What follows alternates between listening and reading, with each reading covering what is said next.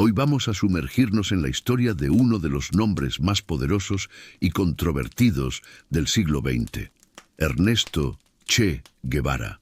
Para algunos, un símbolo de libertad, rebeldía y justicia social. Para otros, un hombre violento, un revolucionario que llevó sus ideales al extremo. Pero, ¿quién fue realmente el Che Guevara?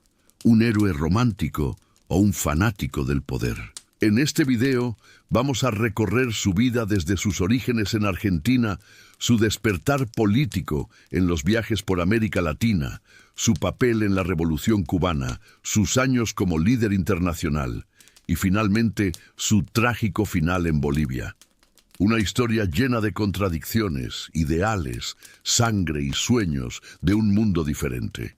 Quédate hasta el final, porque comprender al Che es comprender una parte profunda de lo que somos como humanidad. El deseo de cambiarlo todo. Si te gusta conocer las historias ocultas detrás de los grandes nombres de la historia, dale like, suscríbete y activa la campanita. Vamos a comenzar.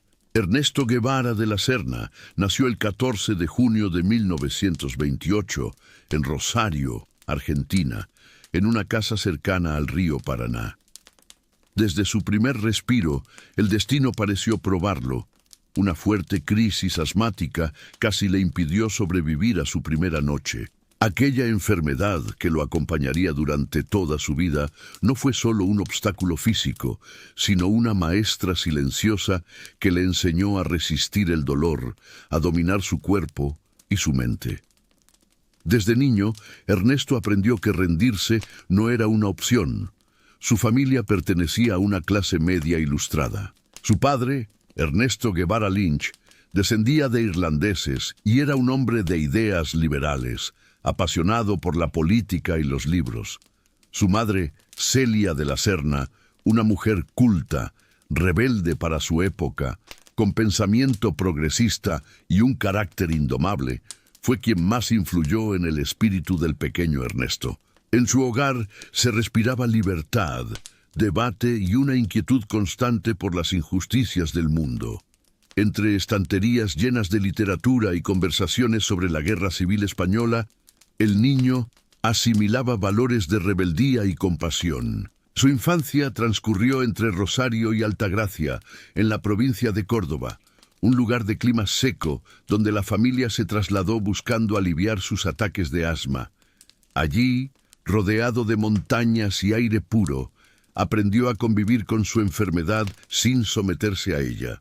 Era un niño inquieto, de mirada intensa y curiosidad insaciable. Mientras otros se rendían ante la falta de aire, él se desafiaba a sí mismo a seguir adelante, a subir cerros y nadar ríos, aunque el pecho le ardiera. Aquella lucha constante contra su propio cuerpo lo formó. El asma, en vez de hacerlo débil, lo volvió obstinado. Desde muy joven mostró una inteligencia aguda y una memoria excepcional. Era un lector voraz. Leía todo lo que caía en sus manos, desde Julio Verne hasta Karl Marx, desde Freud hasta Nietzsche. No le bastaba con estudiar, necesitaba comprender los mecanismos del mundo. Le fascinaban tanto la ciencia como la poesía, tanto la anatomía humana como las revoluciones que habían cambiado la historia. Ese contraste entre razón y pasión lo acompañaría siempre. El médico que disecciona y el soñador que imagina.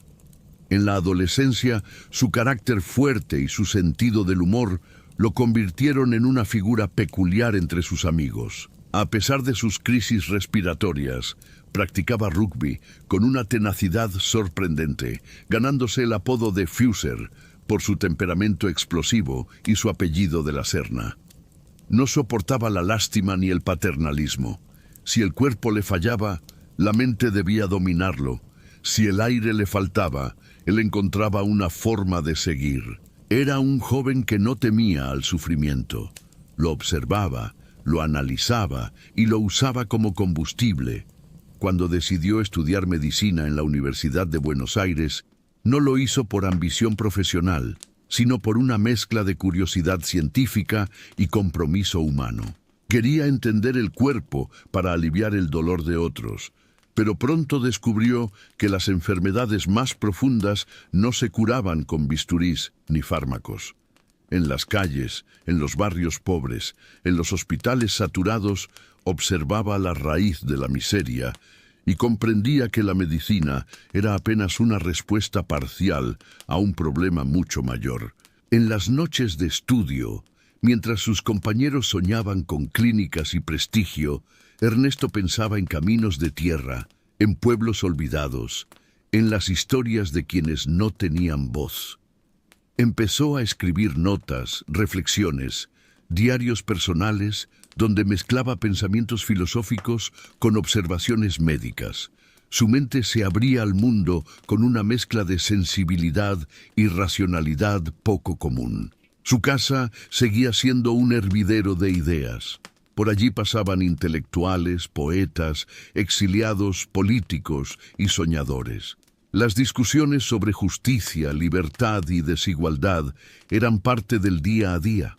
Ernesto escuchaba, pero también desafiaba, preguntando sin miedo, buscando siempre ir más allá. Su madre decía que su hijo no creía en la obediencia, sino en la razón. Y tenía razón. Guevara no soportaba la autoridad impuesta, solo respetaba las ideas que resistían el análisis. La Argentina de su juventud era un país en transformación. El peronismo crecía, la desigualdad se agudizaba y los ecos de la Segunda Guerra Mundial aún resonaban. En ese contexto, el joven estudiante de medicina comenzó a mirar más allá de las fronteras. Le fascinaban los relatos de viajeros, los mapas, las historias de pueblos lejanos. Su curiosidad se expandía hacia todo el continente latinoamericano, al que empezaba a ver como un cuerpo enfermo que necesitaba más que medicinas, necesitaba justicia. Cada libro, cada conversación, cada respiración entrecortada iba moldeando su carácter. En su interior germinaba algo que todavía no tenía nombre, una mezcla de inconformismo, empatía y deseo de acción. Ernesto Guevara aún no era el Che, pero ya llevaba dentro la semilla de la rebelión. La medicina lo llevaría a los márgenes, y los márgenes lo llevarían a descubrir una verdad incómoda, que la enfermedad más grave de América no estaba en los pulmones de los hombres, sino en las estructuras del poder que los asfixiaban. Ese pensamiento, apenas insinuado en su juventud, sería el punto de partida de una transformación radical. El estudiante idealista que miraba el mundo desde sus libros estaba a punto de salir al camino, y ese viaje cambiaría no solo su destino, sino la historia de un continente entero. En 1952, Ernesto Guevara tenía 23 años y una inquietud que ya no cabía entre las paredes de la universidad. El cuerpo seguía marcado por el asma, pero la mente ardía con una energía incontenible. Junto a su amigo y compañero de ideas, Alberto Granado, un bioquímico apasionado y carismático, decidió emprender un viaje que ambos describirían como una aventura por la libertad. Pero lo que empezó como una travesía de juventud en una vieja motocicleta llamada La Poderosa Segundo, terminaría convirtiéndose en una experiencia que lo transformaría para siempre. Partieron de Córdoba hacia el sur, con poco dinero, un par de mochilas, una cámara, una libreta y una idea romántica: recorrer América Latina y conocer su gente. Pero lo que Guevara encontraría en el camino sería mucho más profundo que paisajes o culturas. Encontraría el rostro desnudo de la injusticia. En los primeros kilómetros todo parecía una aventura de juventud. Risas, improvisación, noches bajo las estrellas y el rugido cansado de la motocicleta que los llevaba de pueblo en pueblo. Sin embargo, a medida que avanzaban hacia el norte, el romanticismo empezó a disolverse. En Chile, la ilusión del viaje comenzó a mezclarse con el desencanto. En las minas de cobre de Chuquicamata, Guevara vio por primera vez la explotación sin disfraces. Hombres cubiertos de polvo, tosiendo sangre, viviendo en condiciones miserables, mientras las compañías extranjeras se enriquecían con sus esfuerzos.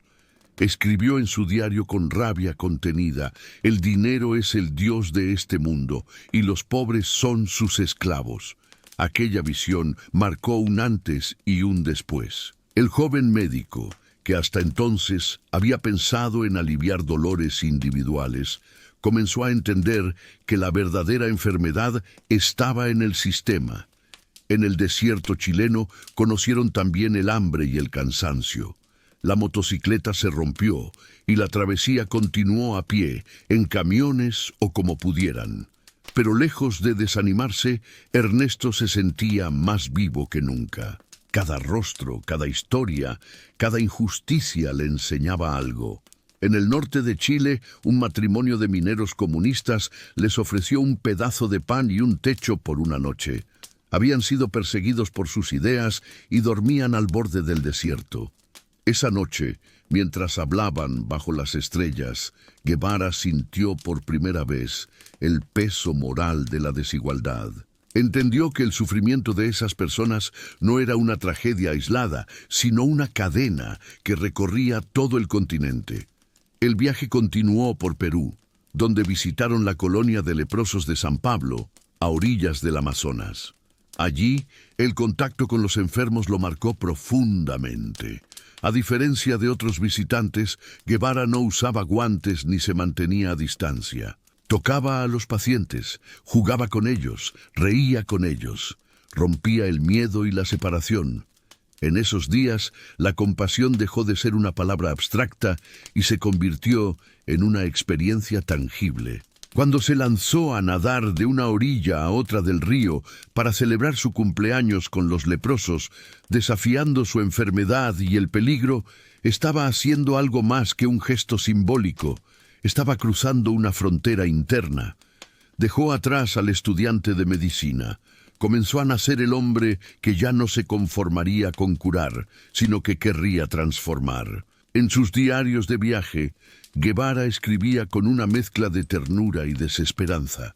Observaba que en cada país los pobres se parecían entre sí, aunque cambiaran los acentos o los paisajes.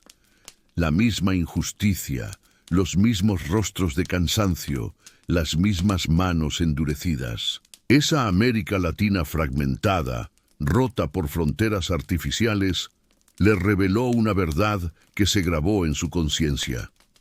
Era un solo pueblo, una sola herida.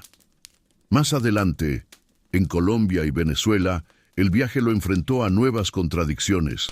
Ciudades modernas y riqueza para unos pocos, mientras la miseria devoraba los barrios. Empezó a reflexionar sobre la raíz económica y política de aquella desigualdad. Su pensamiento ya no era solo humanista, sino también político. El médico se transformaba lentamente en un observador social. El tramo final de su viaje lo llevó a Guatemala, donde conocería la esperanza y la traición de un sueño. En 1954, el gobierno democrático de Jacobo Arbenz intentaba una reforma agraria para devolver tierras a los campesinos, arrebatadas por las grandes corporaciones norteamericanas.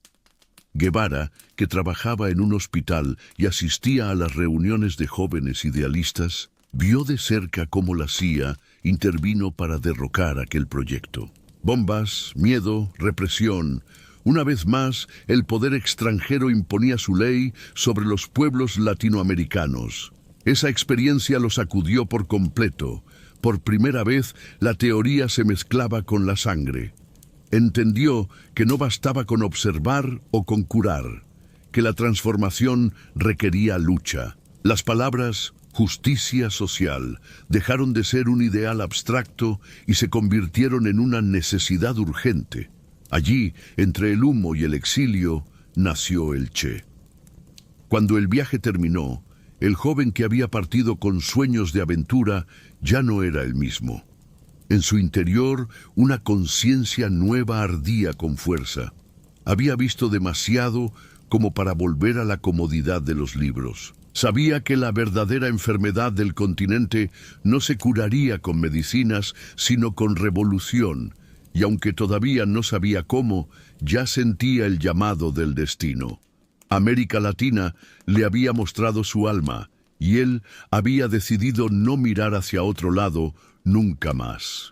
El exilio en Guatemala marcó el momento en que Ernesto Guevara dejó de ser un joven idealista para convertirse en un hombre convencido de que solo la acción podía cambiar la historia. Cuando llegó a ese país en 1953, lo hizo lleno de esperanza. Guatemala era entonces un experimento único en América Latina, un gobierno elegido democráticamente que intentaba romper con siglos de desigualdad. El presidente Jacobo Arbenz impulsaba una reforma agraria que buscaba devolver la tierra a los campesinos, un acto que, en palabras del propio Guevara, podía encender una chispa en todo el continente. Ernesto trabajaba como médico en hospitales modestos, pero pasaba tanto tiempo en las calles y cafés de la ciudad como en su trabajo. Allí conoció a intelectuales, obreros, exiliados y soñadores de toda América. Eran hombres y mujeres que creían en una América Latina libre del dominio extranjero, unida por la justicia y la dignidad. Aquellos encuentros alimentaron su pensamiento político. Escuchaba, leía, debatía, escribía sin descanso, y en ese hervidero de ideas, el nombre de Karl Marx empezó a aparecer con más frecuencia en sus conversaciones. El joven argentino, que antes había interpretado el sufrimiento de los pueblos como una tragedia moral, comenzó a entenderlo como un fenómeno histórico y económico. Descubrió el marxismo no como una doctrina cerrada, sino como una herramienta para analizar el mundo. Leía a Lenin, a Engels, a los teóricos de la Revolución Rusa, pero lo hacía con una mirada latinoamericana, intentando adaptar aquellas ideas a su propia realidad. Comprendió que la pobreza no era un accidente, sino el resultado de una estructura de poder mantenida por el imperialismo. En esos meses, también se enamoró de Hilda Gadea, una economista peruana militante del movimiento aprista, que sería clave en su desarrollo ideológico. Hilda lo introdujo en los círculos políticos más activos de Guatemala y lo conectó con los exiliados de toda la región. Con ella discutía durante horas sobre política, historia y justicia. A su lado, Guevara empezó a definirse. Dejó de ser un simple observador para convertirse en un actor dispuesto a actuar. Pero el sueño guatemalteco se derrumbó rápidamente. En 1954, la CIA organizó un golpe de Estado para derrocar a Arbenz. Las tropas invasoras cruzaron la frontera, los aviones bombardearon la capital y en cuestión de días, el gobierno legítimo cayó. Ernesto presenció la traición con impotencia. Vio a los poderosos doblegar la voluntad de un pueblo por defender sus intereses económicos. La frustración lo consumió, pero también lo fortaleció. Entendió que los cambios pacíficos no bastaban, que los imperios no entregaban el poder por convencimiento, sino por fuerza. Tras el golpe comenzó la persecución. Intelectuales, sindicalistas y extranjeros sospechosos de simpatías comunistas eran arrestados o asesinados. Guevara tuvo que esconderse, pasar de casa en casa, cambiando de nombre y documentos. En medio del caos, escribió una frase que anticipaba su destino. Siento mis arterias tensarse cuando veo la injusticia. Ya no puedo seguir siendo un espectador. La represión lo obligó a abandonar Guatemala. Escapó a México, donde la vida de los exiliados latinoamericanos bullía entre conspiraciones, cafés y sueños de redención. Allí su destino lo esperaba. En una de esas noches de charla política, fue presentado a un grupo de cubanos que planeaban derrocar a un dictador llamado Fulgencio Batista. Entre ellos había un hombre de voz pausada y mirada magnética, Fidel Castro. El encuentro fue decisivo. Fidel hablaba con una seguridad que impresionaba a Ernesto. No era un teórico encerrado en los libros, sino un hombre dispuesto a pelear. Le explicó su plan: desembarcar en Cuba con un pequeño grupo de guerrilleros, iniciar una revolución desde las montañas y liberar a su pueblo. Guevara lo escuchó fascinado. Había encontrado por fin una causa concreta, un propósito que unía sus ideales con la acción. A diferencia de otros intelectuales, Fidel no dudaba. Su convicción era contagiosa, su liderazgo natural. Guevara, que siempre había desconfiado de las medias tintas, sintió que frente a él se abría el camino que había estado buscando desde los días del viaje por América. Cuando Castro le ofreció unirse como médico de la expedición, Ernesto no lo dudó. Sabía que su vida cambiaría para siempre. En los meses siguientes, la relación entre ambos se consolidó. Pasaban horas hablando sobre estrategia, historia y política. Guevara admiraba la disciplina de Fidel, su visión de futuro, su fe en la revolución. Y Fidel veía en el argentino algo que pocos tenían: una combinación de inteligencia, coraje y una moral incorruptible. El Che no era un aventurero, era un creyente en la causa humana. Fue también en México donde adoptó su apodo definitivo. Los cubanos, al notar su costumbre argentina de decir Che en cada frase, empezaron a llamarlo así entre risas. Lo que comenzó como una broma se transformó en un símbolo. El Che ya no era solo un nombre, era una identidad, una promesa, una declaración de pertenencia a algo más grande que sí mismo. Durante ese tiempo, su visión política alcanzó madurez. Mezclaba el idealismo del joven que soñaba con un mundo justo con la disciplina del revolucionario que comprendía el precio de la libertad. Desarrolló un profundo desprecio por la injusticia, por la indiferencia, por los cómodos que observaban sin actuar. Decía que el verdadero revolucionario debía guiarse por el amor, pero un amor activo, combativo, dispuesto a sacrificarse. A las puertas de la Revolución cubana, el Che ya estaba completo. El médico se había fundido con el guerrillero, el viajero con el estratega, el soñador con el combatiente. En sus ojos brillaba una certeza inquebrantable.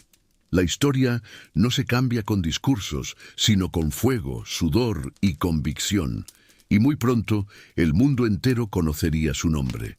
En México, Ernesto Guevara encontró no solo un refugio, sino el punto de partida de una revolución que cambiaría para siempre su vida y el destino de un continente. Después del fracaso guatemalteco, había comprendido que la lucha armada era el único camino posible para derrotar la injusticia. México, con su relativa libertad política y su ambiente de conspiración constante, se convirtió en el escenario ideal para lo que estaba por venir. Allí se unió definitivamente al grupo de exiliados cubanos encabezado por Fidel Castro, que ya preparaba en secreto el levantamiento contra la dictadura de Fulgencio Batista. El Che no tardó en integrarse al movimiento. Al principio, su papel era el de médico del grupo, encargado de cuidar la salud de los futuros combatientes y de organizar un pequeño servicio sanitario.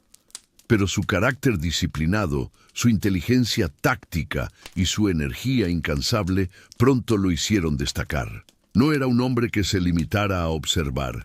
Participaba en los entrenamientos, estudiaba armamento, aprendía estrategias de guerrilla, leía manuales de guerra y practicaba tiro con una concentración que asombraba a los demás. Su dedicación rayaba en el ascetismo. Dormía poco, comía lo justo y pasaba horas reflexionando sobre la ética del combatiente. Durante esos meses en México, el grupo revolucionario vivía en la clandestinidad, en casas humildes, donde cada conversación podía ser escuchada por la policía o por informantes del régimen cubano. Sin embargo, la fe en la causa los mantenía unidos. El Che admiraba la firmeza de Fidel, su capacidad para inspirar confianza incluso en los momentos más inciertos. Y Fidel veía en el argentino algo único, una mezcla de rigor, valentía y una moral casi religiosa hacia la justicia. El entrenamiento era duro y rudimentario. Aprendían a manejar armas viejas, a moverse en silencio, a orientarse en la selva. Los instructores, muchos de ellos veteranos de guerras pasadas, enseñaban técnicas de supervivencia, sabotaje y emboscada. El Che absorbía todo con un fervor casi místico. Veía en cada ejercicio no solo una preparación militar, sino una transformación interior. En su diario escribió: «La revolución no se improvisa, se forja en la disciplina, en la renuncia, en el sacrificio». A fines de 1956, el grupo estaba listo. Eran apenas 82 hombres, mal armados, pero impulsados por una convicción más poderosa que cualquier ejército. Se embarcaron en un yate llamado Granma, con destino a Cuba. El viaje fue una odisea. El barco, diseñado para mucho menos peso, avanzaba lento, sobrecargado y acosado por tormentas. Muchos vomitaban, otros rezaban. El Che, enfermo por el asma, resistía en silencio, ayudando a los heridos, cuidando a los mareados, sin quejarse jamás. El desembarco fue un desastre. El 2 de diciembre de 1956, el Granma encalló en un pantano cerca de la costa oriental cubana. Apenas habían tocado tierra cuando fueron sorprendidos por las tropas de Batista. El fuego enemigo los dispersó. Muchos murieron o fueron capturados. De los 82 que zarparon de México, solo una docena logró reunirse días después en las montañas de la Sierra Maestra. Entre ellos estaba el Che, herido y exhausto, pero con la mirada firme. Aquella derrota inicial fue el crisol en el que nació su leyenda. En la Sierra Maestra comenzó una nueva etapa. El Che, que había partido como médico, se convirtió rápidamente en combatiente. Su habilidad para mantener la calma bajo el fuego, su disciplina y su capacidad para tomar decisiones lo hicieron ganar respeto entre sus compañeros. Cuando un compañero cayó, fue él quien arrastró su cuerpo hasta un lugar seguro. Cuando faltaban alimentos, compartía su ración sin dudar. Fidel lo ascendió a comandante, un título que el argentino llevaría con orgullo, pero también con una severidad que imponía temor. En la montaña, Guevara desarrolló su estilo propio de liderazgo. Creía en la igualdad absoluta entre combatientes. Nadie debía recibir privilegios. Él mismo era ejemplo de austeridad. Dormía sobre el suelo húmedo, caminaba descalzo cuando los zapatos se rompían, comía lo mismo que los demás y nunca pedía un trato especial por ser médico o comandante. Exigía disciplina total, pero también justicia. Castigaba el robo, la cobardía y la crueldad con la misma dureza. Para él, la revolución no era solo un combate político, sino una escuela moral. Sus compañeros lo admiraban y lo temían. Algunos decían que su mirada podía atravesar a un hombre. No toleraba el desorden ni la flojera, pero también era el primero en reír después de una jornada dura, el primero en ofrecer ayuda, el último en descansar. Su capacidad para combinar ternura y dureza lo convertía en una figura compleja. Como médico, seguía curando heridas con manos firmes y voz serena. Como comandante, organizaba emboscadas y ataques con precisión matemática. Durante las noches en la sierra, escribía reflexiones en su cuaderno. Anotaba observaciones tácticas, pero también pensamientos sobre el sentido del sacrificio, la naturaleza del coraje, el deber del revolucionario. Comenzaba a elaborar la idea del hombre nuevo, aquel que actúa no por interés propio, sino por convicción moral. Con el tiempo, sus columnas guerrilleras comenzaron a multiplicarse. En cada combate demostraba una sangre fría que inspiraba confianza. Era implacable cuando debía serlo, pero jamás cruel. Su fe en la victoria era absoluta. Decía que un pequeño grupo con voluntad podía derrotar a un ejército entero si su causa era justa. y en aquellos años de jungla, el médico argentino se transformó definitivamente en el comandante Che Guevara, el hombre que había encontrado en la lucha su razón de existir. El eco de sus primeros triunfos empezó a propagarse por toda Cuba. Desde las montañas, los rebeldes se convertían en leyenda. El Che ya no era un observador del dolor, sino un arquitecto del cambio. En su corazón latía una convicción férrea. La justicia no se pide, se conquista, y desde las entrañas verdes de la Sierra Maestra, esa conquista estaba apenas comenzando.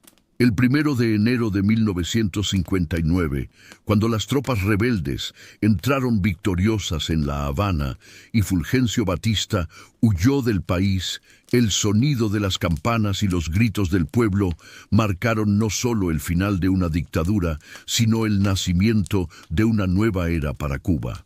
En los balcones, en las plazas, en las calles, el nombre de Fidel Castro se mezclaba con otro que ya empezaba a resonar con fuerza: el Che Guevara. El médico argentino que había llegado como un extranjero se había convertido en símbolo de la revolución triunfante, en el rostro severo y puro del nuevo orden que prometía justicia y dignidad para los oprimidos. En las imágenes de aquellos días se lo ve con su boina negra, la barba espesa y la mirada intensa. Su figura irradiaba una autoridad distinta, una mezcla de austeridad y misticismo. Para el pueblo, el Che no era solo un comandante victorioso, sino una encarnación del ideal revolucionario. El hombre que había dejado todo por un sueño, el extranjero que había luchado por una patria que no era la suya. Y sin embargo, su verdadero desafío apenas comenzaba. El Che no buscó honores ni privilegios tras la victoria. Mientras muchos celebraban, él ya pensaba en la tarea más difícil: construir una sociedad nueva. Fidel, consciente de su capacidad y compromiso, lo nombró primero jefe militar en La Cabaña, donde tuvo que enfrentar una de las tareas más duras y polémicas de su vida: juzgar y ejecutar a los colaboradores del régimen de Batista. Aquellos meses dejaron una sombra sobre su figura. Para unos fue un acto de justicia revolucionaria, para otros un símbolo de intolerancia. El Che, sin embargo, no dudaba. Creía que la revolución debía defenderse con la misma firmeza con que había sido conquistada. Poco después fue designado presidente del Banco Nacional de Cuba. Cuando le ofrecieron el cargo, respondió con ironía: ¿por qué yo? Fidel le contestó: porque eres el más honesto. Guevara aceptó, aunque confesó no saber nada de economía. Firmó los billetes con su simple apodo, Che, un gesto que representaba tanto su humildad como su desafío a las formas tradicionales del poder. Desde el banco y luego como ministro de Industria, intentó aplicar los principios del socialismo con una fe casi religiosa. Su visión era clara: la economía debía estar al servicio del pueblo, no del lucro. Buscó eliminar el espíritu capitalista dentro de la revolución, reemplazar los incentivos materiales por motivaciones morales. Decía que el trabajo debía ser una expresión de conciencia, no una transacción. Soñaba con el hombre nuevo, aquel que trabajara no por obligación ni recompensa, sino por convicción. Sin embargo, la realidad fue mucho más dura que la teoría. Cuba, aislada por el bloqueo estadounidense, enfrentaba una crisis profunda. Las fábricas carecían de repuestos, los campos sufrían escasez, y la joven revolución debía elegir entre pragmatismo y pureza ideológica. El Che rechazaba cualquier concesión al capitalismo, pero sus políticas idealistas chocaban con la economía real. Las tensiones dentro del gobierno comenzaron a crecer. Mientras algunos líderes apostaban por una relación más estrecha con la Unión Soviética, el Che mantenía una postura crítica. Admiraba su capacidad industrial, pero despreciaba su burocratismo y la pérdida del espíritu revolucionario.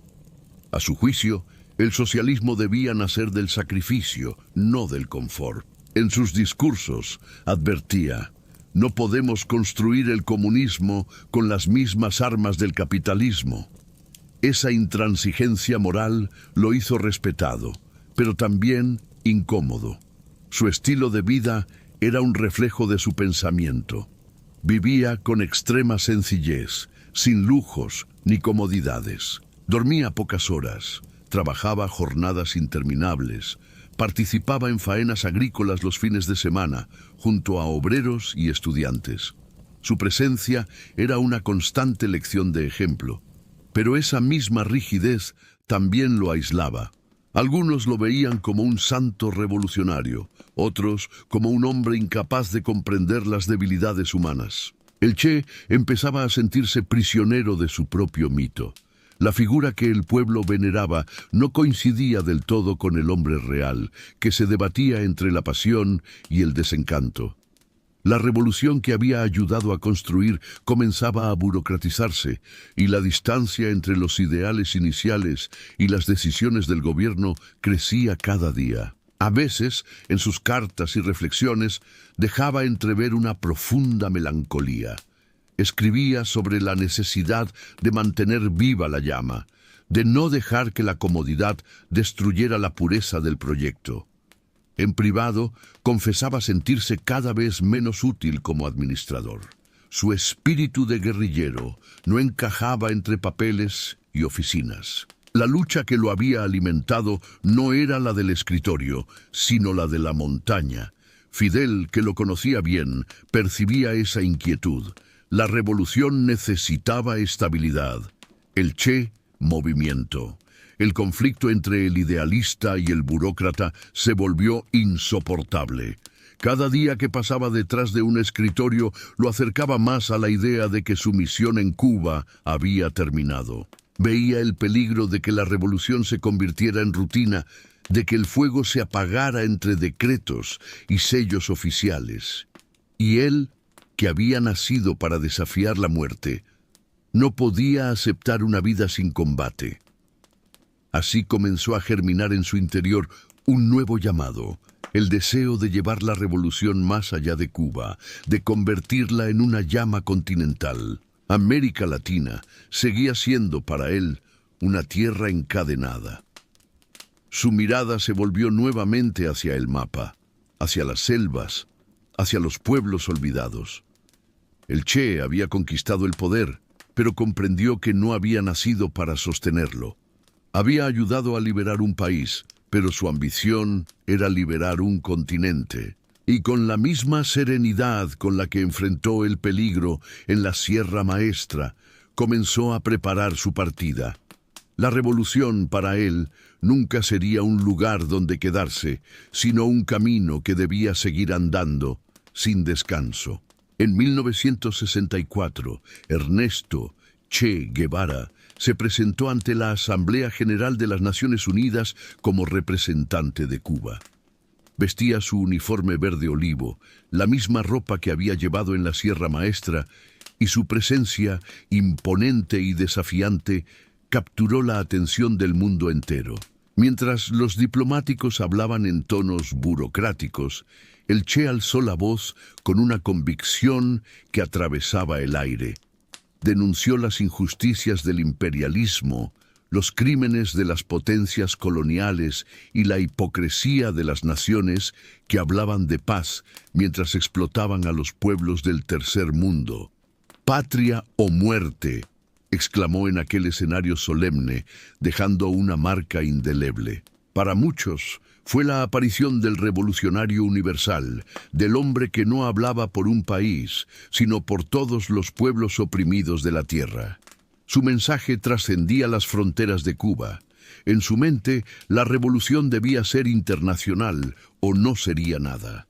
El Che veía la lucha de clases como una sola batalla global. Soñaba con una alianza entre los pueblos del sur, de América Latina, África y Asia, para romper el dominio económico y cultural de las potencias occidentales.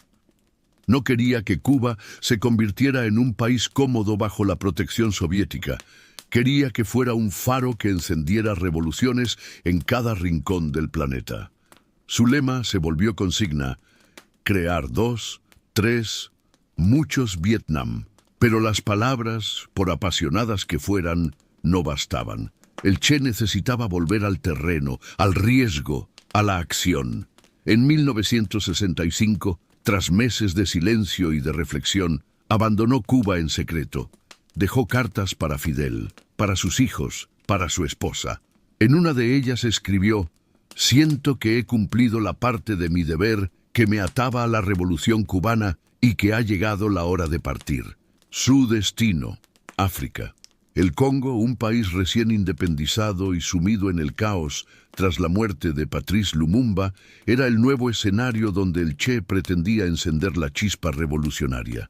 Viajó con un pequeño grupo de cubanos para apoyar a los guerrilleros congoleños que luchaban contra el gobierno respaldado por Occidente. Pero pronto descubrió que aquella guerra era muy distinta de la que había soñado. Las selvas del Congo eran implacables.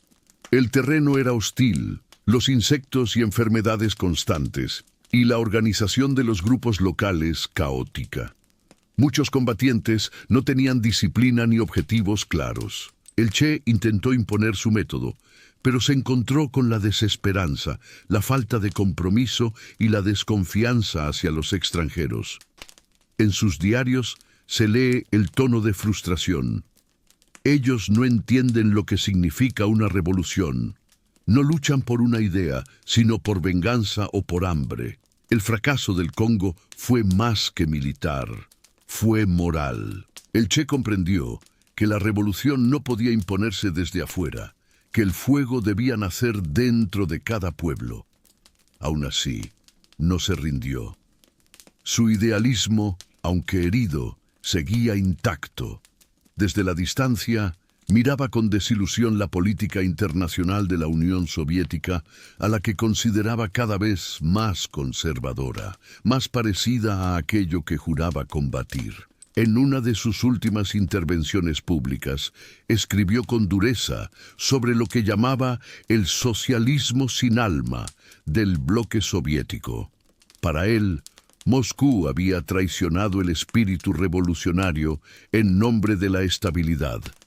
La coexistencia pacífica con Estados Unidos le parecía una claudicación. No quería un socialismo que se conformara con sobrevivir, sino uno dispuesto a morir por justicia. Mientras tanto, en Cuba, su ausencia se volvía un misterio. Algunos lo creían muerto, otros pensaban que estaba cumpliendo una misión secreta. Fidel guardaba silencio, protegiendo su paradero. El Che se movía por África bajo identidades falsas, cambiando de base en base, siempre enfermo, cansado, pero con el fuego interno intacto. A veces escribía poemas o reflexiones breves. En uno de sus textos decía: «Quizás sea esta mi verdadera condena, no poder quedarme quieto mientras exista una sola injusticia». El fracaso en el Congo no lo detuvo. Era un golpe a su orgullo, pero también una lección. Entendió que el internacionalismo no era solo enviar hombres o armas, sino inspirar conciencia. Decidió volver a América Latina, al corazón de las montañas y selvas, donde su sueño había nacido. Allí, pensaba, la llama podía volver a prenderse. Antes de partir, pasó un tiempo en Tanzania y luego en Praga, donde vivió en la sombra, bajo identidades falsas. Su salud estaba deteriorada, su cuerpo cansado, pero su mente seguía encendida. En aquellos meses de soledad, escribió algunas de sus reflexiones más intensas sobre la moral revolucionaria y la naturaleza del sacrificio. El revolucionario verdadero, anotó, está guiado por grandes sentimientos de amor. Esa frase, sencilla y profunda, mostraba la contradicción que lo habitaba. Un hombre de guerra movido por el amor al ser humano. El Che había dejado de ser solo un símbolo cubano. Se había transformado en un peregrino de la revolución, un apóstol laico que cruzaba continentes en busca de una utopía que el mundo parecía no querer alcanzar. Donde otros veían imposibles, él veía deberes. Donde otros se rendían, él encontraba sentido en continuar. Pero en su mirada ya asomaba algo más profundo, la melancolía del idealista que presiente su destino. Sabía que el camino que seguía no tenía retorno. Su lucha ya no era solo contra los ejércitos del poder, sino contra el olvido, contra el conformismo, contra el tiempo mismo. Desde las ruinas del Congo, el Che Guevara volvió su mirada hacia América. Allí, en las montañas de Bolivia, pensaba escribir su último capítulo, no como ministro, no como orador, sino como lo que siempre fue, un guerrillero. El internacionalista volvía al combate, guiado por la fe en que una sola chispa, encendida en el lugar correcto, podía incendiar el mundo. En 1966, después de meses de silencio y desaparición, Ernesto Che Guevara resurgió como un fantasma que se movía entre pasaportes falsos, nombres inventados y fronteras hostiles. Ya no era el ministro del gobierno cubano ni el héroe de la ONU. Era un hombre perseguido, un revolucionario sin patria fija. Su destino, decidido en secreto, era Bolivia. Allí, en el corazón de Sudamérica, soñaba con encender el fuego que haría arder todo el continente. La elección de Bolivia no fue casual. El país estaba estratégicamente ubicado, rodeado por Chile, Perú, Brasil, Argentina y Paraguay. Un punto central desde el cual la revolución podía expandirse como una mancha de fuego. Además, era un territorio montañoso, con regiones rurales pobres y gobiernos inestables. En su mente, el Che veía en ese paisaje un nuevo escenario para revivir el espíritu de la Sierra Maestra. Pero la realidad latinoamericana de los años 60 era mucho más compleja de lo que había imaginado. El continente vivía una era de dictaduras, golpes de Estado y represión impulsada por el miedo al comunismo. La CIA había extendido su influencia entrenando ejércitos y financiando gobiernos que veían en cada movimiento campesino una amenaza. Cuba, por su parte, seguía bajo el bloqueo y no podía ofrecer el mismo apoyo logístico que en los primeros años.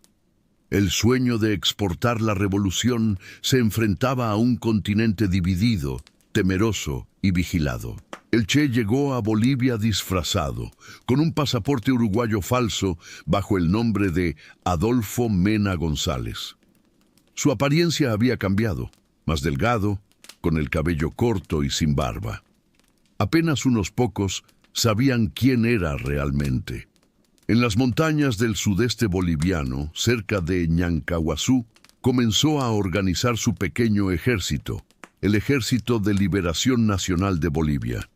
El grupo estaba compuesto por un puñado de cubanos, algunos bolivianos y un par de voluntarios extranjeros, entre ellos el joven argentino Ciro Bustos y el francés Regis Debray. Sin embargo, desde el inicio, la empresa enfrentó dificultades. Los campesinos locales, lejos de unirse al movimiento, lo miraban con recelo. Muchos ni siquiera hablaban español, y la presencia de extranjeros armados les inspiraba más miedo que esperanza. El Che, acostumbrado a la disciplina y al idealismo de los combatientes cubanos, chocó con la desorganización, la desconfianza y las traiciones del nuevo entorno. En su diario boliviano, escrito con letra firme y tono sereno pese a las adversidades, se lee el peso de la frustración. Las enfermedades, el hambre y las lluvias interminables hacían que cada día en la selva fuera una prueba. Se nos va el tiempo, anotó, y aún no logramos que el pueblo se mueva. El aislamiento era casi total. Las comunicaciones con Cuba se interrumpían. Las rutas de abastecimiento eran precarias y las noticias sobre su paradero comenzaban a filtrarse. El gobierno boliviano, con ayuda de la CIA, intensificó la búsqueda. Helicópteros sobrevolaban la región, los campesinos eran interrogados y el cerco se estrechaba. El Che, sin embargo, seguía aferrado a su fe. Creía que una revolución verdadera debía nacer del sacrificio y que el ejemplo podía más que la victoria. Pero mientras su cuerpo se debilitaba, el mito crecía. En los círculos intelectuales y juveniles de América y Europa, su nombre comenzaba a convertirse en símbolo de rebeldía y coherencia. Las fotografías del Che, serias, intensas, desafiantes, circulaban como estampas sagradas. En París, en Buenos Aires, en México, se hablaba de él como de un santo guerrillero, un hombre que había abandonado el poder por fidelidad a sus ideales. En Bolivia, en cambio, era casi invisible, un forastero extraviado en la selva. El contraste entre el mito y la realidad era brutal. Mientras en las universidades se cantaban himnos en su nombre, él dormía sobre el barro, sin comida, rodeado de hombres enfermos y desmoralizados. La revolución que había soñado encender parecía apagarse antes de comenzar. Las noticias sobre el movimiento no despertaban simpatía entre los bolivianos. El país, sumido en la pobreza y la represión, no estaba preparado para una guerra de liberación.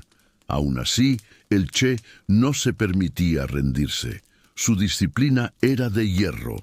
Aunque el asma lo castigaba cada noche y los insectos lo cubrían al dormir, seguía escribiendo, entrenando y leyendo. En los pocos momentos de calma, compartía reflexiones con sus compañeros, hablándoles del hombre nuevo, del deber moral del revolucionario, de la dignidad que solo el sacrificio podía otorgar. Su fe no dependía del éxito, sino de la pureza de la causa. El grupo guerrillero comenzó a reducirse.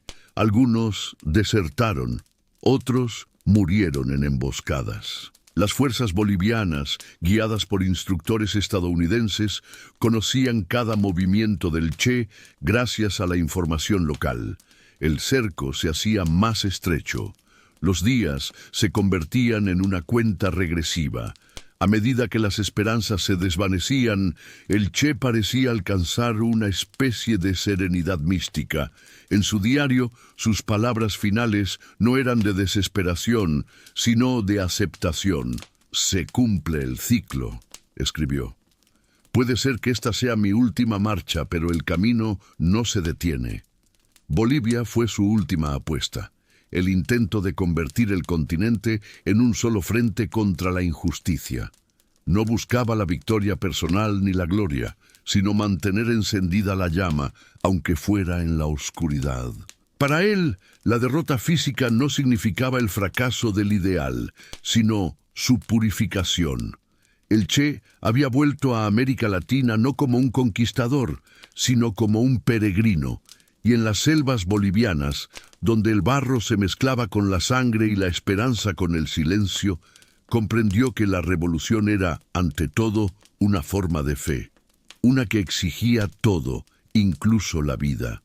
El final del camino de Ernesto Che Guevara se escribió entre el barro, la fiebre y el silencio húmedo de las selvas bolivianas. Era 1967.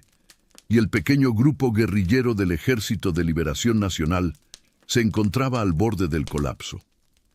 Las provisiones se habían agotado, las comunicaciones con La Habana estaban cortadas y el cerco militar se cerraba cada día más. Los hombres, famélicos, cubiertos de heridas y picaduras, apenas podían avanzar unos pocos kilómetros diarios. Aún así, el Che seguía al frente, cojeando por los ataques de asma, con los pies hinchados y la piel cubierta de úlceras. Su cuerpo era un mapa de dolores, pero su mirada seguía ardiendo con la misma obstinación de siempre.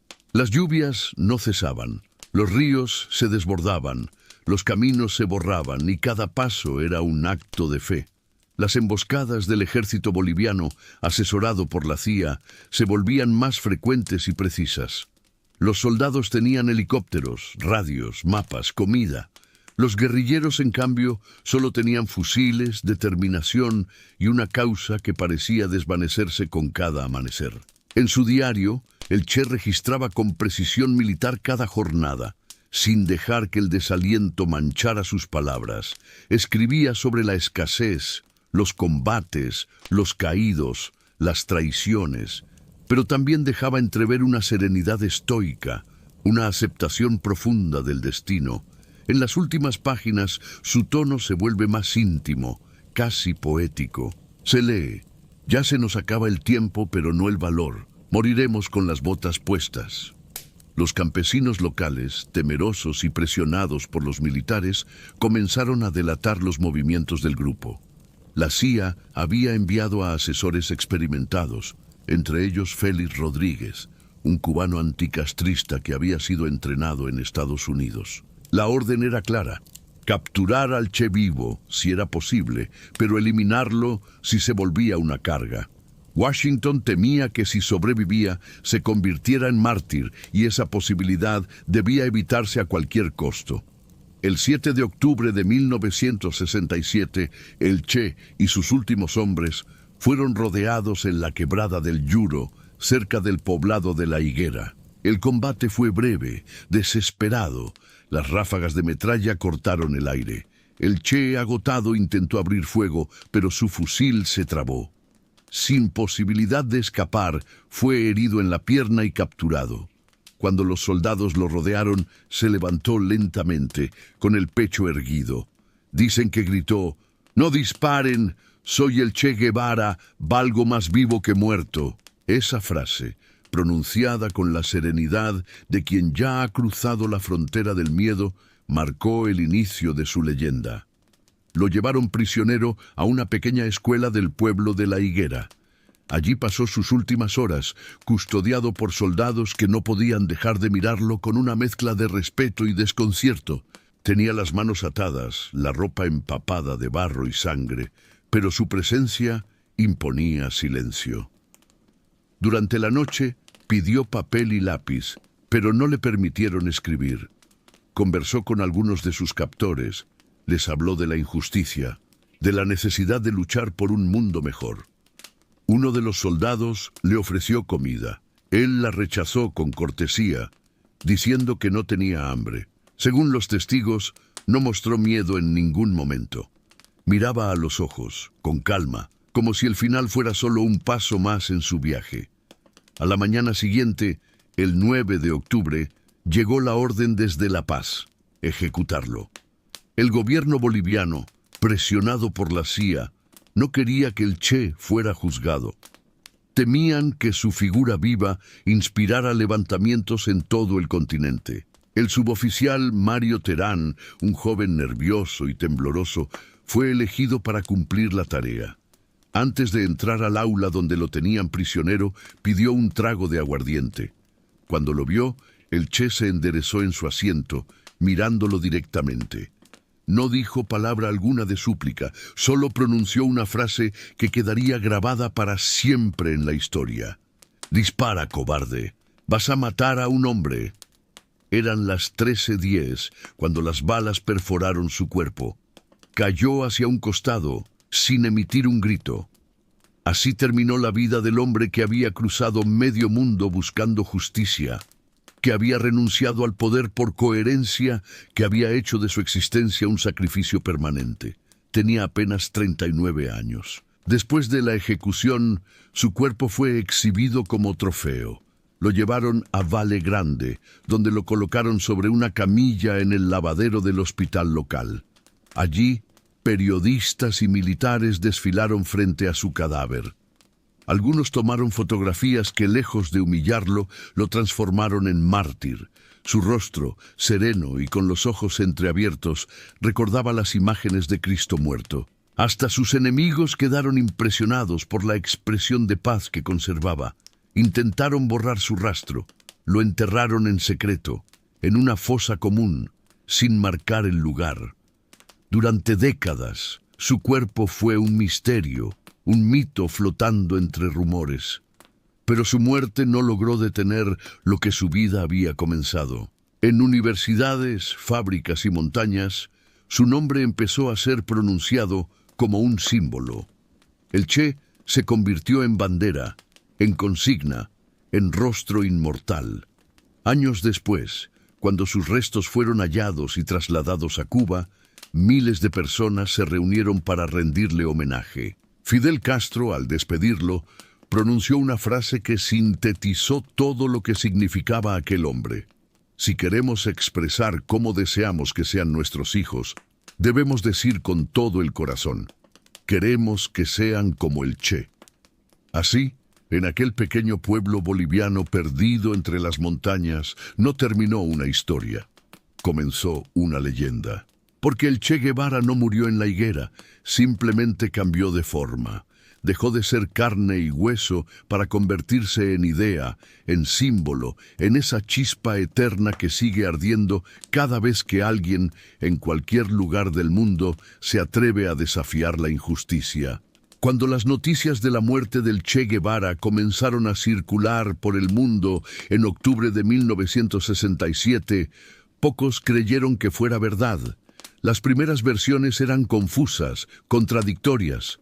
Unos decían que había muerto en combate, otros que seguía vivo, herido, prisionero, en un continente acostumbrado a los rumores políticos y a las leyendas revolucionarias.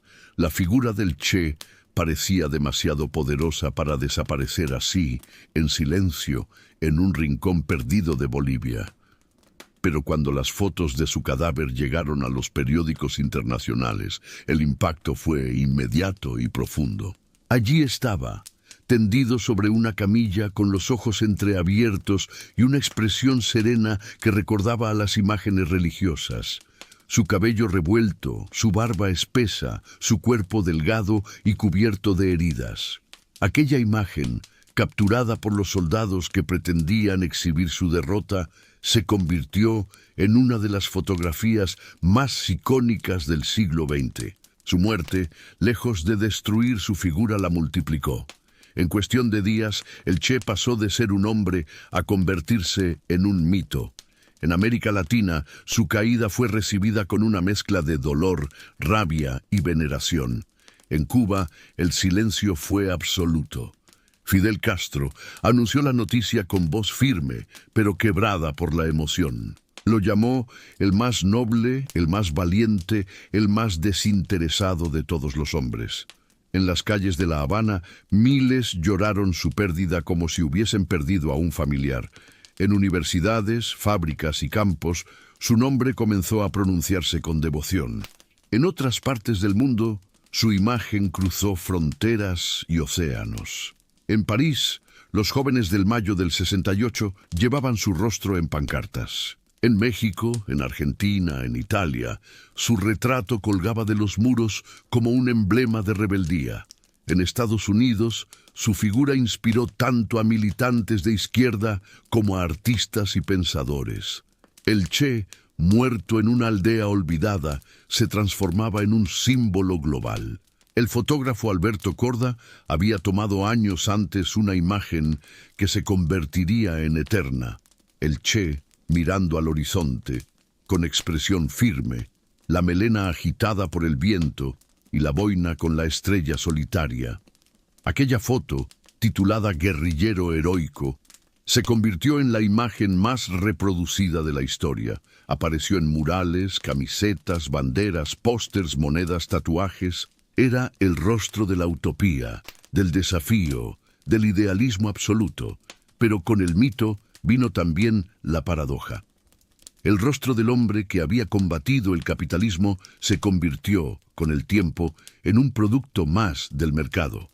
Su imagen fue apropiada por marcas, modas y movimientos que poco tenían que ver con sus ideas. En boutiques de Nueva York o París se vendían camisetas con su silueta estampada, mientras millones de jóvenes que nunca habían leído sus escritos lo adoptaban como símbolo de rebeldía genérica.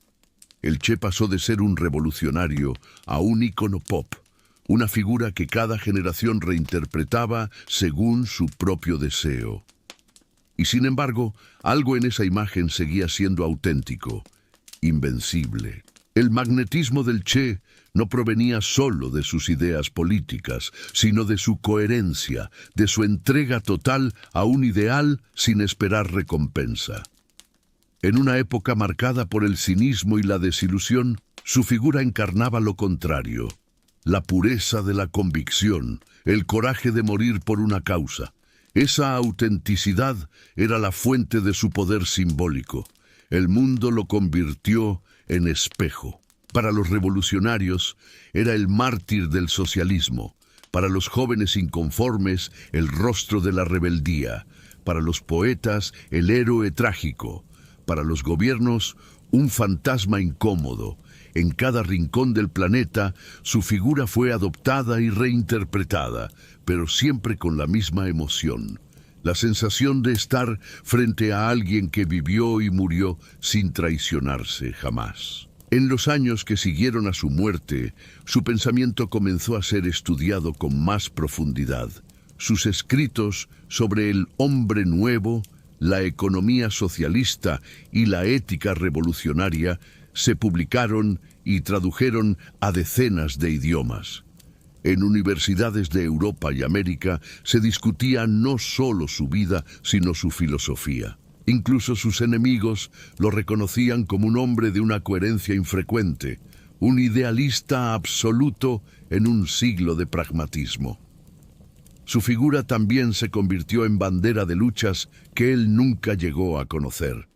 Movimientos de liberación en África, guerrillas en Centroamérica, protestas estudiantiles, colectivos anticoloniales, movimientos indígenas y ecologistas. El Che trascendió las fronteras de su tiempo. Dejó de pertenecer solo al marxismo o al antiimperialismo. Se convirtió en símbolo de toda resistencia contra la injusticia. Sin embargo, con el paso de las décadas, el mito comenzó a generar preguntas. ¿Qué queda del Che real detrás del ícono? Del hombre que sufría ataques de asma, que dudaba, que se frustraba, que se equivocaba. ¿Hasta qué punto la leyenda lo deshumanizó? Muchos historiadores intentaron rescatar al Guevara humano detrás de la estampita, recordando que fue, antes que nada, un hombre de carne y hueso, apasionado, testarudo, compasivo y severo. Quizás sea precisamente esa tensión entre el hombre y el mito lo que mantiene viva su figura. Porque el Che fue, en esencia, un idealista radical en un mundo que ya había dejado de creer. Y su muerte, lejos de borrarlo, lo inmortalizó como símbolo de lo que la humanidad aspira a ser cuando se niega a rendirse. Su rostro sigue mirando al horizonte con la misma expresión desafiante, como si el tiempo no hubiera pasado. Para unos representa una utopía perdida, para otros una inspiración eterna, pero en todos deja la misma sensación, la de un fuego que no se apaga, una voz que desde la distancia aún susurra una promesa antigua, que otro mundo es posible siempre que haya quien esté dispuesto a darlo todo por él. El Che Guevara permanece hoy como un espejo que refleja nuestras propias contradicciones y aspiraciones más profundas. Su figura, que comenzó siendo la de un joven médico curioso y aventurero, se transformó en la encarnación del idealismo llevado al límite. Nos recuerda que el deseo de cambiar el mundo no es nunca un camino cómodo, ni seguro, ni fácil de transitar. Cada acción revolucionaria que emprendió, desde las montañas de Cuba hasta la selva boliviana, fue un testimonio de la tensión entre el idealismo y la realidad, entre el sueño y la exigencia brutal del mundo que quería transformar. Mirar al Che es contemplar a alguien que se atrevió a vivir de acuerdo con sus convicciones más profundas, aun cuando esas mismas convicciones lo conducían a la soledad, al sufrimiento y finalmente a la muerte. Su vida nos enseña que la coherencia con los ideales tiene un precio y que la grandeza de un hombre no se mide por su comodidad ni por su éxito material, sino por su capacidad de mantener intacta la dignidad frente al peligro, la injusticia y la adversidad. El Che también nos interpela como individuos. Nos pregunta silenciosamente cuántas veces nos conformamos con observar en lugar de actuar. Nos confronta con nuestra propia comodidad y con las pequeñas renuncias que hacemos cada día, que nos alejan de la posibilidad de construir un mundo más justo. Su ejemplo nos obliga a mirar nuestras propias contradicciones. Queremos transformar la sociedad, pero a menudo nos resistimos a cambiar a nosotros mismos. Deseamos justicia, pero tememos al sacrificio. Aspiramos a amor universal, pero nos cerramos al sufrimiento ajeno. El mito del Che, en su dimensión global, nos recuerda que la historia no solo la hacen los gobiernos ni las estructuras de poder, sino los individuos dispuestos a actuar. Su rostro en murales, camisetas y pósters es más que una imagen. Es un recordatorio constante de que la coherencia moral, la valentía y la pasión por la justicia son posibles, aunque raramente sean cómodas o reconocidas en vida. Nos enseña que el sacrificio no es signo de debilidad, sino de una fuerza ética capaz de trascender fronteras, generaciones y contextos históricos. Pero el Che también nos muestra la fragilidad humana. No fue un superhéroe, fue un hombre que dudaba, que sufría, que sentía miedo, hambre y enfermedad, pero que aún así avanzaba con paso firme hacia lo que consideraba justo. Esa mezcla de vulnerabilidad y determinación es lo que lo hace accesible y real. Nos permite entender que los ideales más grandes no son patrimonio de los invencibles, sino de los valientes, que aceptan su propia limitación y aún así actúan. La vida y muerte del Che nos hablan del precio de los sueños revolucionarios. No son gratuitos ni inmediatos. Exigen disciplina, sacrificio y a veces renunciar a la seguridad, al amor o incluso a la propia vida. Y sin embargo, la historia de Guevara también nos recuerda que el valor de un sueño no se mide por su éxito tangible, sino por la intensidad con que se persigue. En ese sentido, cada gesto, cada batalla, cada paso del Che en la Sierra Maestra o en Bolivia fue un acto de amor absoluto hacia los oprimidos, hacia la justicia, hacia la idea de un mundo posible. El Che es, en definitiva, un espejo que nos invita a reflexionar sobre lo que estamos dispuestos a hacer con nuestras propias vidas. Nos cuestiona si tenemos el coraje de luchar por lo que creemos, aunque la victoria no sea segura. Nos recuerda que los ideales sin acción son meros discursos y que la verdadera revolución comienza por transformar nuestra manera de pensar, sentir y actuar. Su figura, a más de 50 años de su muerte, sigue viva porque encarna la eterna tensión entre la utopía y la realidad, entre el deseo de cambiar el mundo y la dificultad de cambiarse a uno mismo. Nos desafía a no contentarnos con lo fácil, a no aceptar la injusticia como destino inevitable y a comprender que el compromiso auténtico con los valores humanos requiere valentía y sacrificio. En ese sentido, el Che Guevara es más que un hombre o un símbolo político. Es un recordatorio atemporal de la capacidad humana de soñar y actuar, de enfrentar los límites propios y del mundo de persistir, aunque la derrota parezca inevitable. Nos recuerda que, aunque la historia sea cruel y las batallas desiguales, la coherencia, la pasión y la entrega absoluta son las únicas fuerzas capaces de trascender la muerte y permanecer en la memoria colectiva. Su leyenda no es un recuerdo estático, sino un fuego que sigue encendiendo conciencias. Y quizá esa sea la enseñanza más profunda, que todos podemos ser de algún modo como él, si nos atrevemos a enfrentar nuestras limitaciones, abrazar nuestras convicciones y caminar por la vida con la firmeza de quien sabe que cambiar el mundo comienza por no rendirse nunca. El Che no murió, porque el ideal que encarnó permanece vivo en cada acción que busca justicia, en cada gesto de rebeldía ética, en cada corazón que se niega a aceptar la indiferencia como destino.